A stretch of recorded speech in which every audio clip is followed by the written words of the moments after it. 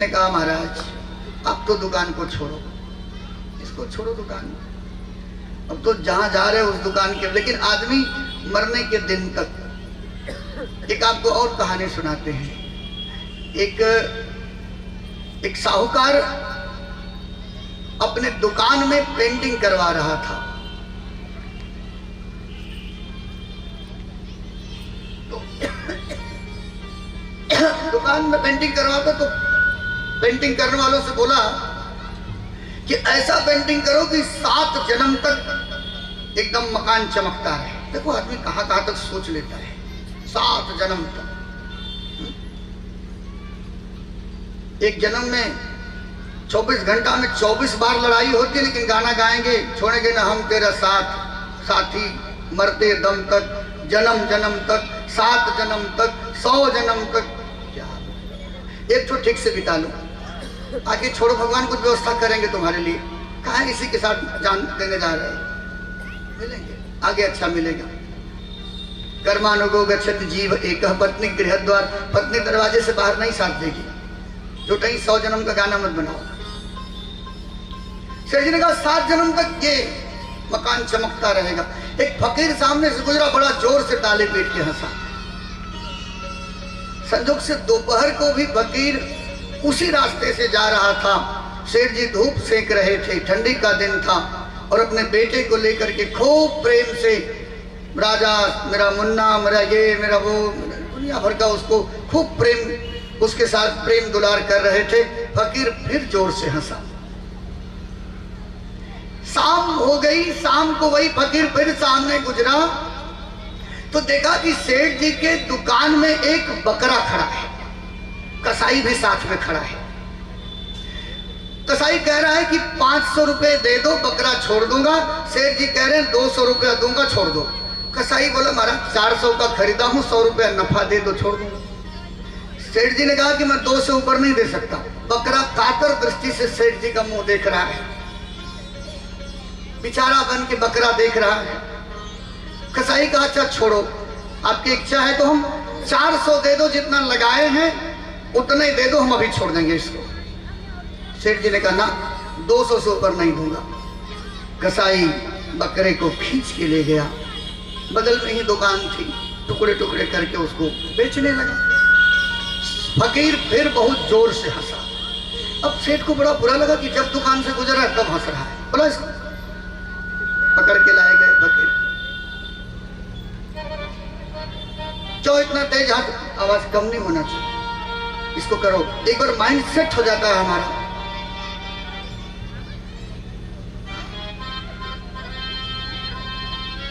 कहा कि मुझे बार बार देख के क्यों हंस रहे हो? जब मेरी दुकान से 3 बार गए, फकीर अभी भी हंस रहा था। बोला नहीं छोड़ो सेठ जी, लाओ, शाम हो रही है, दुकान बढ़ाओ, घर जाओ, खाओ पियो, आनंद करो। हम तो फकीर आदमी हैं, हंसने पर तुम्हारी कोई जुर्माना लगेगा क्या? कोई मुकदमा करोगे? बोले बताना तो पड़ेगा। बोले बता देंगे बेटा तो रात को नींद नहीं आएगी, मत पूछो। बोले नहीं पूछना पड़ेगा, बताओ। तो कहा 3 बार हंसा हूं। 3 बार का बताऊं कि कई बार का? बोले 3 बार का। तो बोले पहली बार इसलिए हंसा कि तब तू बोल रहा था कि 7 जन्म तक ये रंग नहीं छूटना चाहिए, तो हंसी मुझे इसलिए आई कि तेरी आयु केवल 7 दिन बची है। अब सेठ सावधान हो गए, कुर्सी से उतर के जमीन पे बैठे। कोई संत हो, कोई महात्मा हो, भगवान की कथा हो, कुर्सी पे बैठ के नहीं सुनते हैं। अगर आप शरीर माध्यम खलु धर्म साधनम आपत्ति काले मर्यादा नास्ति, अगर आपका शरीर साथ नहीं दे रहा है, आपके पैर साथ नहीं दे रहे हैं, तो श्रीमद् भागवत के महात्म के 7वें अध्याय में लिखा है कि आप कुर्सी पे बैठ सकते हो, आप लेट के सुन सकते हो, आप जैसे भी सुन सकते हो, लेकिन आपका अगर शरीर स्वास्थ्य ठीक है तो ये कुर्सी बड़ी खतरनाक चीज है। आज की कथा भी कुर्सी से ही शुरू होगी। राजा ने सिंहासन देना चाहा और फिर यहीं तो सब गड़बड़ होता है। इसलिए अगर आप ठीक हैं तो कुर्सी से उतर के नीचे बैठ जाएं, कोई बेइज्जती नहीं होगी। अगर हमें इतने लोगों को सुनाना नहीं होता तो हम भी वहीं बैठ के सुनाते आपके बीच में। ये व्यास गद्दी है, मेरी गद्दी नहीं है ये। और आपके नीचे बैठने से मेरा क्या लाभ होगा?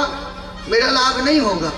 आपके ही आस पड़ोस के लोग जो सच में बैठ नहीं पाते हैं, सच में जिनकी आवश्यकता है, जो उसके निडी हैं, उनके लिए वो काम आ जाएगा, तो मेरा कोई लाभ नहीं है। तो आपके आसपास जो बैठ नहीं पा रहे हैं, वो परेशान हैं, वो जमीन पे नहीं बैठ पाते हैं, पैरों में दर्द होता है, तो जो आराम से बैठ सकता है वो जमीन पे सुने।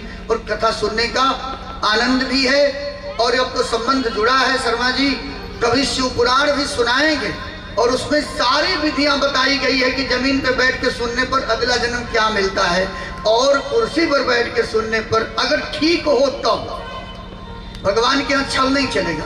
स्वास्थ्य ठीक है और फिर भी कुर्सी लेके बैठा है तो अगला जन्म क्या होगा, ये बात जब शिव पुराण की कथा करेंगे तब आपको सुनाएंगे, उसमें सारी बात लिखी है। बोलो जय सीताराम, जोर से बोलो। हम बोलते हैं बोलो जय सीताराम तो हाथ उठा के बस काम खत्म। क्या है, आलस हो गया आप लोगों को। सेठ ने कहा कि दोबारा क्यों हंसे महाराज जी? अब उतर के बैठ गए जमीन पर। महाराज दोबारा? बोले दोबारा अपने बेटे को बहुत प्रेम कर रहा था ना, वो तेरा दुश्मन है, वो तेरा शत्रु है, तेरा बेटा बन के आया है।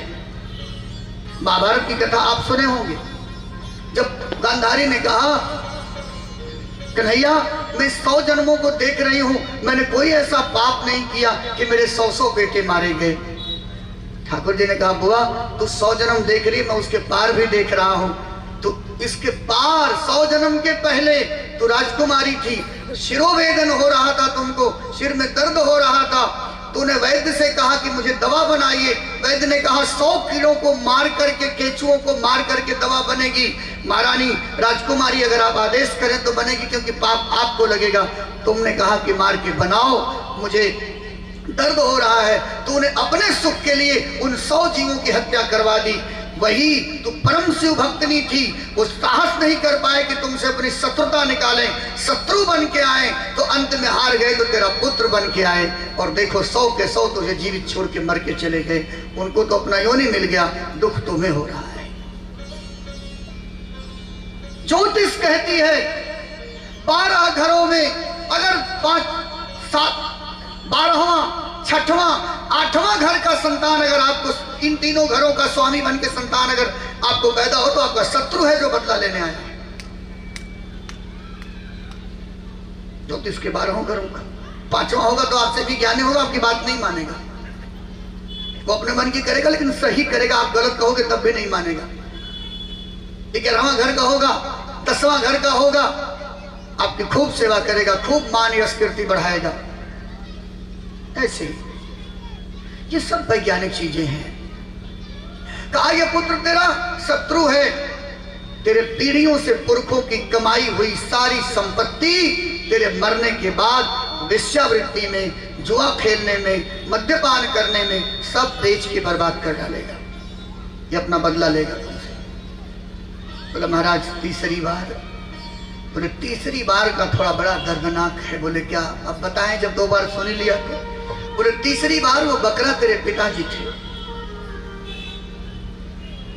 जैसे ही तुझे देखे पहचान गए, भूल गए कि मैं बकरा हो चुका हूं, कसाई का हाथ छुड़ा के तेरे पास चले आए, कातर दृष्टि से तुम्हें देख रहे थे। 400 रुपए के लिए तूने जिनकी कमाई हुई सारी संपदा पर तो सुख भोग रहा है, जो तेरे लिए दिन रात जोड़ के जो सब कुछ संपत्ति इकट्ठा किए थे, उस पिता को तूने 400 रुपए के लिए टुकड़े टुकड़े कट जाने के लिए कसाई को दे दिया। आपके आसपास की घटनाएं आपको पता नहीं चलती, आप अपने मन की करते हो, वो चलती नहीं है पता। इसलिए जब तक जीवन है अपने मति को परमात्मा में लगाओ। पढ़ो धनुसरो ही आत्मा ब्रह्म तरु लक्ष्य मुच्यते अप्रमत्तेन वेदज्ञं सर्वो तन्मयो भवेत्। वेद को वेद कहता है। आप अपने झूठा मिथ्या अभिमान को दूर करो। पहले सबसे बड़ा शत्रु तुम्हारा प्रमाद है। मया प्रमादात प्रणय नवापि, ये प्रमाद पहले अपना दूर करो। और जिस दिन प्रमाद दूर करोगे, जिस दिन सहज हो जाओगे, सरल हो जाओगे, भगवत सन्निधि में हो जाओगे, भगवत नाम की सन्निधि में हो जाओगे, एक बात की तो गारंटी है कि आपकी मति कभी बिगड़ नहीं सकती है। राजा ने सोचा राम को राज्य प्रदान किया जाए।